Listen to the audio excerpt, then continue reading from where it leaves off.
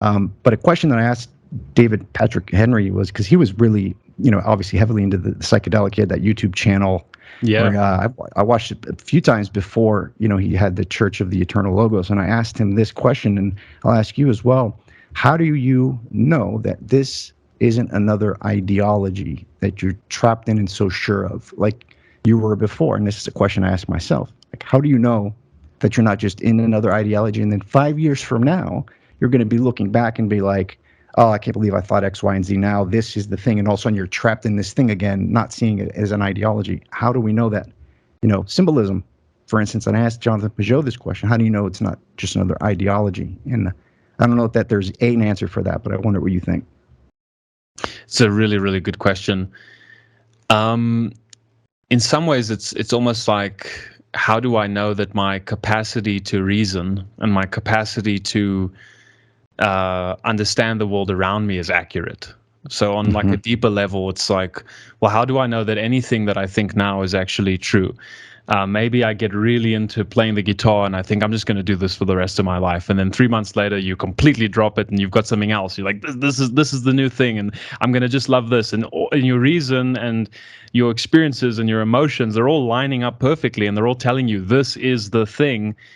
And then it's not. And then you think, well, is it my capacity or my capacity to reason? Is that maybe at fault here? Maybe I should hate reason. Maybe reason is betraying me. So I think in a way there's like almost like a lower step you can take than just the ideology itself. It's like, what system am I using to determine if this is something that is going to be applicable for me in the rest of my life?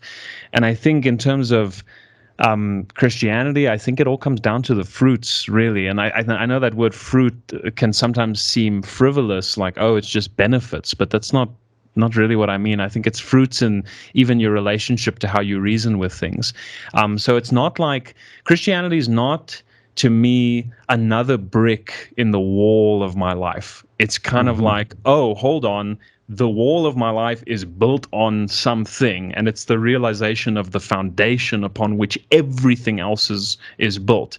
Christianity doesn't, in other words, I could say that it's not that I don't have to think anymore. Oh, I just accept dogmas and I don't think. It's no. It's now have scaffolding and I have structure in which to think that helps me understand the experiences I'm going through and helps me make sense of everything else.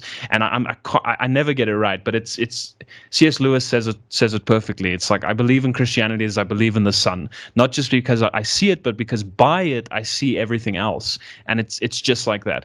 Every other ideology or every other habit or every other worldview I had at some point is all reconciled within Christianity. All the elements of truth I found within Buddhism, all the elements of truth I found within Hinduism, I can see those as inklings, or kind of, I almost imagine God writing the Bible and all this ink is splattering around on all these other pages, and these little blotches of truth are hitting all these other areas, and people are reading those, but really the core ink is in the center, right? So I had fragments on the edges, and now I finally found the center point. So none of the other viewpoints I had ever reconciled everything, but Christianity does. That would be my answer. Yeah, I mean, beautiful. I mean, likewise, me too. And it's hard to communicate that to others, right? And yeah. When you're talking about, you find these new things that capture your attention. And I just think when that happens in my life and my family's like, and I'm like, tell them about it. I'm so excited. They're like, yeah, okay, yeah, it's going to be 3 months, and then that goes by the wayside, and I got to put it in the in the garage or whatever it is, even with ideas. So when I've had this realization with Christianity, my wife just saw me go through, what I did after having a spiritual awakening and trying to tell everybody and become a traditional Chinese medicine practitioner and healing by hands and all this stuff and psychedelics. So I was, and I think that was well said. And another way that determines if I'm not in this ideology state, right? Because you can make ideology out of Orthodox Christianity. It's just a structure of the world. It's a structure of reality that will capture your attention, and you can make anything an ideology.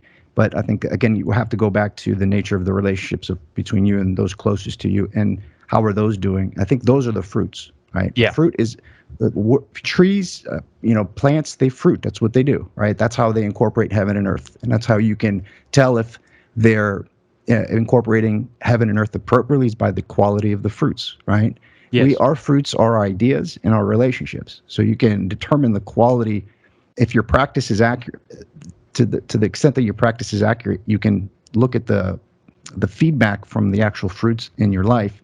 And something that really was reflected on this is through the pandemic, when I was making decisions for me and my family. You can look back to say, you can look to see if the algorithm's working appropriately, your heart mind, the spiritual algorithm.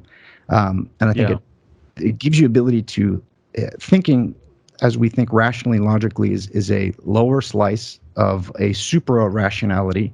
In the Orthodox, call it the nous, and it's very similar to a Taoist conception of this heart mind. I think it's the Ming in Taoism.